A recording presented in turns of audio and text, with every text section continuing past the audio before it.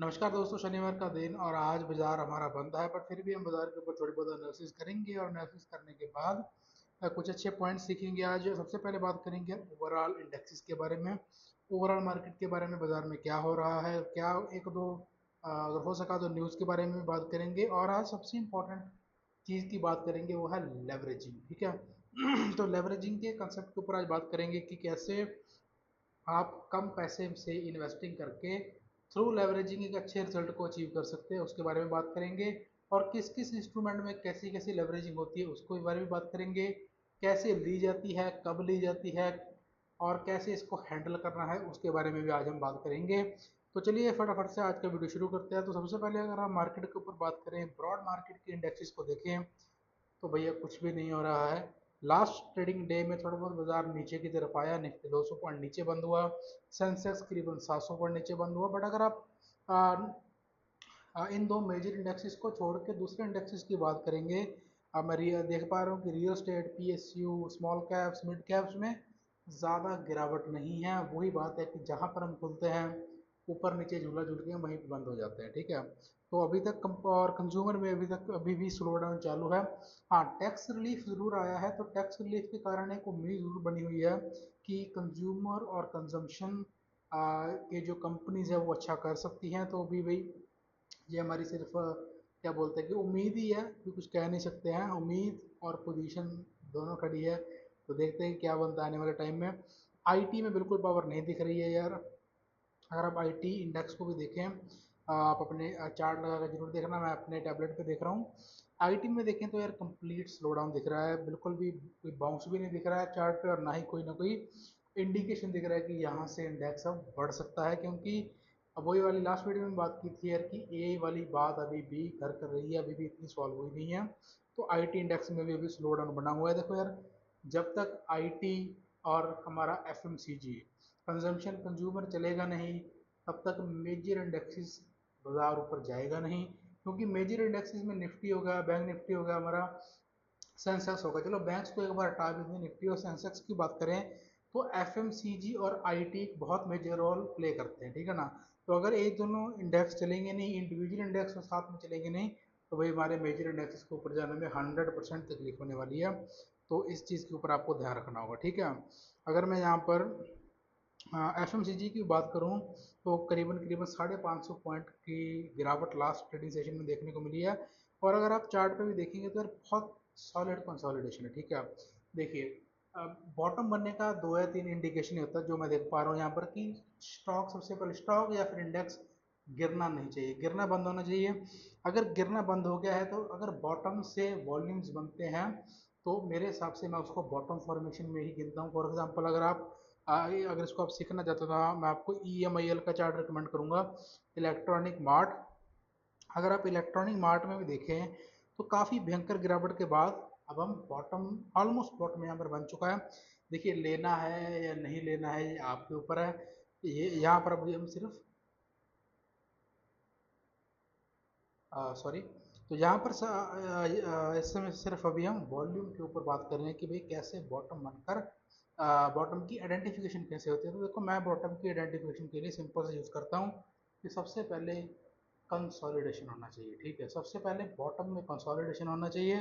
Consolidation के बाद volumes dry होने चाहिए, और बीच बीच में एक दो दिन आपको बड़ी सी हरी कैंडल वॉल्यूम्स में दिखनी चाहिए। अगर आप ईएमआई के डेली चार्ट के ऊपर देखें, अगर आप स्क्रीन के ऊपर भी मैं चार्ट लगा दूंगा, तो देखिए वॉल्यूम ड्राई है, कंसोलिडेशन चल रही है, और बीच बीच में बहुत पीक्स बन रही हैं ग्रीन वॉल्यूम्स की। देखो, इसका इंडिकेशन क्या होता है कि कोई भी बड़ा प्लेयर जब भी एंट्री मारता है किसी भी स्टॉक में, तो इसी तरीके से एंट्री होती है। वॉल्यूम्स के ड्राई डाउन होने का मतलब होता है कि भैया यहाँ से धीरे धीरे धीरे धीरे धीरे धीरे करके जो छोटे पार्टिसिपेंट्स हैं वो निकल रहे हैं, और जो बड़ा खिलाड़ी है इनका ही माल नीचे से कैप्चर कर रहा है। ठीक है ना। तो यही एक मोटा मोटा इंडिकेशन होता है कि बाजार में बॉटमिंग आउट कब होती है। ठीक है ना। तो इसी बॉटम को देख के मैं काफ़ी हद तक इन्वेस्टिंग करता हूँ, और काफ़ी पॉजिटिव रिजल्ट यहाँ पर हमने जनरेट किए हैं। ठीक है ना। ये मेरे को याद है फोर्स मोटर्स में भी ऐसी तरीके की कंसोलिडेशन हुई थी, और फोर्स मोटर उसके बाद 6400 6500 के करीब हमने फोर्स मोटर्स में बाइंग बनाई थी। अभी तो 21,000 के करीब फोर्स मोटर चल रहा है। हालांकि हमने 17,000 17,500 के ऊपर बेचा उसको, अभी तो और भी ऊपर चला गया। आई एम एक्सपेक्टिंग कि और भी शायद ऊपर जाए नहीं जाए, हमें पता नहीं है, ठीक है। But this is the way you can measure how to identify a bottom, ठीक है। यहाँ से बहुत अच्छा बॉटम फॉर्मेशन आपको चार्ट्स पे दिख जाएगा, ठीक है।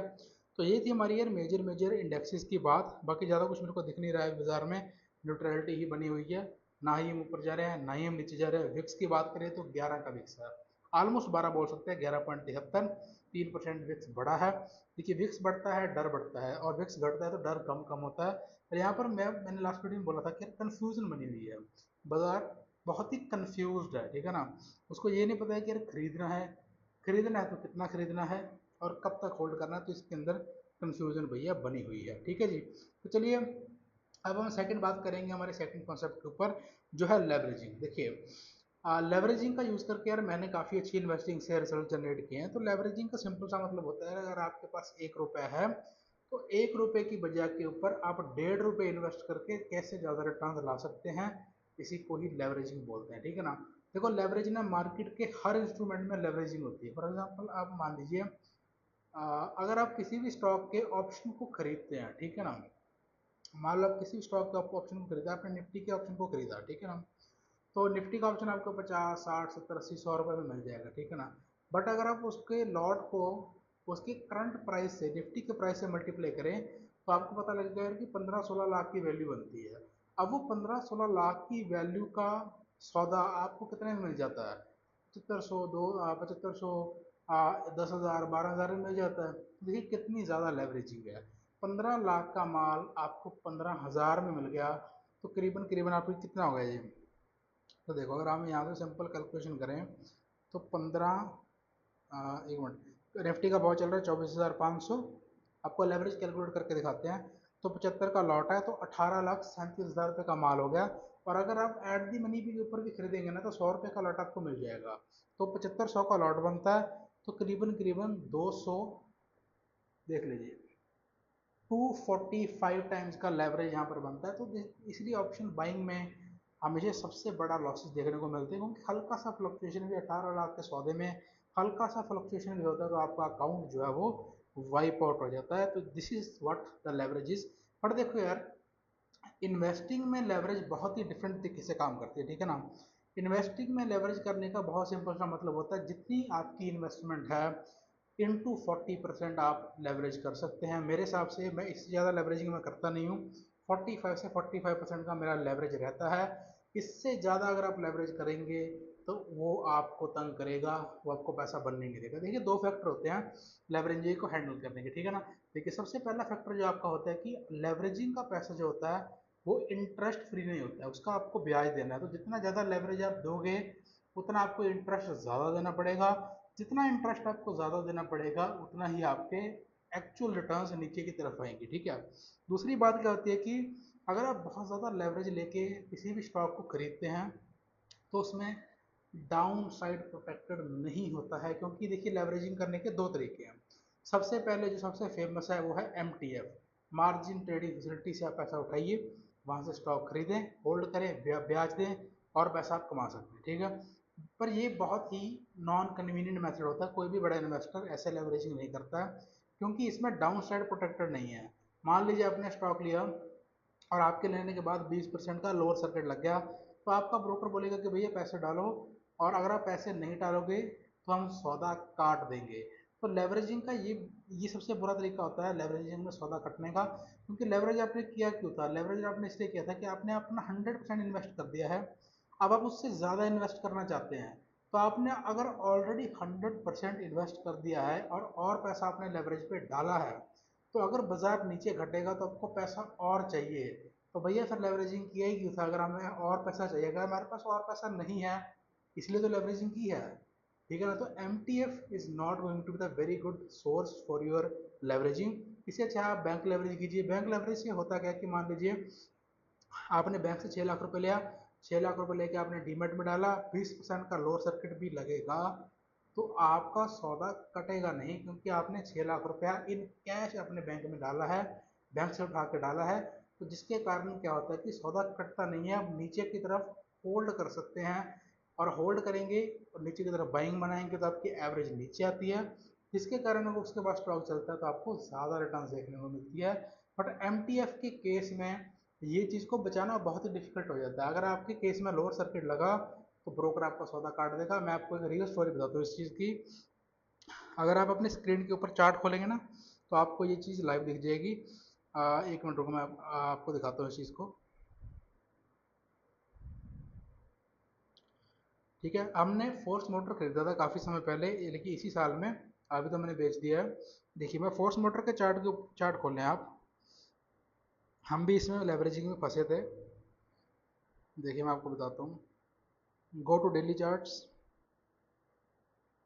ठीक है, आप देखिए डेली के चार्ट के ऊपर आप देखेंगे ना फोर्स मोटर में, तो करीबन करीबन कौन सा डेट है ये, अभी डेट नहीं मेरे को यहाँ पे दिख रही है।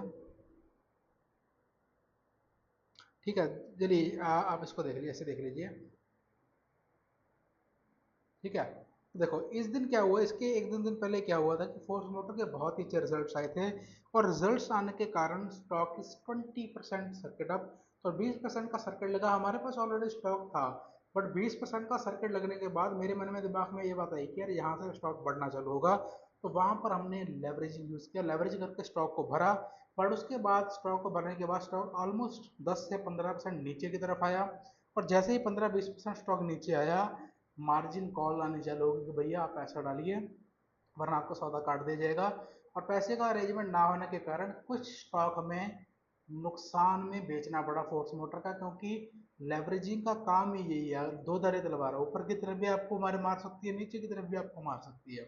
ठीक है ना, तो यहाँ पर नीचे की तरफ हमने पैसा, वहाँ पर हमको लॉस में पोजीशन काटनी पड़ी। हालांकि मैंने बाद में फिर नीचे से भरा, लगभग 6400 से 6500 के करीब फिर लिया, और उसके बाद तो Force Motor goes to all towards 21,000, 21,000 के पार गया। ठीक है, so this is the one quick story for the leveraging. ठीक है, 40% से लेवरेज से ज़्यादा लेवरेज ना करें। अगर आपके पास 5 लाख रुपए की इन्वेस्टमेंट है तो 2 लाख से ज़्यादा यानी कि 7 लाख रुपए तक का अकाउंट आप बना सकते हैं। इसके ज़्यादा लेवरेजिंग करना मेरे हिसाब से बेवकूफ़ी है, क्योंकि हैंडल करना इज़ वेरी डिफिकल्ट। अगर आपके पास पैसा नहीं है तो जितनी बड़ी लेवरेजिंग की पोजीशन है उतनी जल्दी मार्जिन कॉल आएगा, क्योंकि अगर सर्किट डाउन होता है, बाजार नीचे आता है, तो उतना ही ज़्यादा पैसा ब्रोकर का रिस्क में चला जाता है, जिसके कारण मार्जिन कॉल बहुत फास्ट आती है, और जो पीछे बैकअप रखने का पैसा होता है ना वो भी बड़ी कैपिटल में कन्वर्ट हो जाता है, जिसके कारण आप डबल फंस गए। कैसे फंस गए, एक तो भैया आप स्टॉक नीचे आ गया तो स्टॉक में नुकसान हुआ, दूसरा भाई उस नुकसान को बचाने के लिए आपने अलग से पैसा डीमेट में डाला, अब वो पैसा आप निकाल नहीं सकते हो। ठीक है ना, वो पैसा आपका ट्रैप हो गया, दोनों तरफ आपका पैसा फंस जाएगा अगर आप बहुत ज़्यादा लेवरेजिंग करेंगे। इसलिए बहुत इंपॉर्टेंट कॉन्सेप्ट है, लेवरेज से पैसा बनता है, बिल्कुल बनता है, बट आपको दिमाग लगा के सही जगह के ऊपर सही पॉइंट पे सही अमाउंट में लेवरेजिंग अगर आप करते हैं तो आपका पैसा बनेगा ही बनेगा। अगर आप बिल्कुल सट्टा, देखिए सट्टा नहीं करना है, अगर आप सट्टा करेंगे तो फिर आपका नुकसान होना ही होना है। अगर आप देखिए है लेवरेजिंग सट्टा ही, ठीक है ना, अब इसको आप जितना मर्जी प्रोफेशनल लैंग्वेज में बोल दीजिए कि नहीं सट्टा नहीं है, इसमें हमारी स्ट्रेटजी देखो है प्योर सट्टा। अगर आप लेवरेजिंग को चाहे स्टॉक में कर रहे हैं, चाहे ऑप्शन में कर रहे हैं, चाहे फ्यूचर में कर रहे हैं, सट्टा ही है। ठीक है ना, सट्टा ही है, बट इसको करने का एक तरीका होता है, जैसे अभी हम करते हैं, we are taking stocks on leverage, but हम ऐसे लेवरेज पे नहीं लेते हैं। अगर हमारी किसी स्टॉक में 2 लाख रुपए की पोजीशन है तो मैक्स टू मैक्स हम 80,000 और डालेंगे। ठीक है ना, 40% और डालेंगे, क्योंकि अगर वहां से स्टॉक नीचे आएगा, 10% नीचे आएगा, तो 80,000 का 8,000 हमारा नुकसान में जाएगा, दैट इज मैनेजेबल। ठीक है ना, 8-10 हज़ार की पोजीशन 3 लाख के ऊपर आपकी मैनेजेबल होती है। ठीक है ना, पर अगर आपने मान लीजिए 2 लाख रुपए आपके पास हैं, 4 गुना की लेवरेजिंग कर ली, 8 लाख रुपए की पोजीशन खड़ी कर ली, 25% अगर स्टॉक आपका नीचे आ गया तो आपका पैसा जीरो हो जाएगा। ठीक है ना, जीरो हो जाएगा। आप मैथमेटिक्स को समझिए, अगर आपने 2 लाख रुपए की पोजीशन बनाई है, उसके ऊपर आपने 4 गुना की लेवरेज कर ली, तो आपने 8 लाख रुपए की पोजीशन खड़ी कर दी।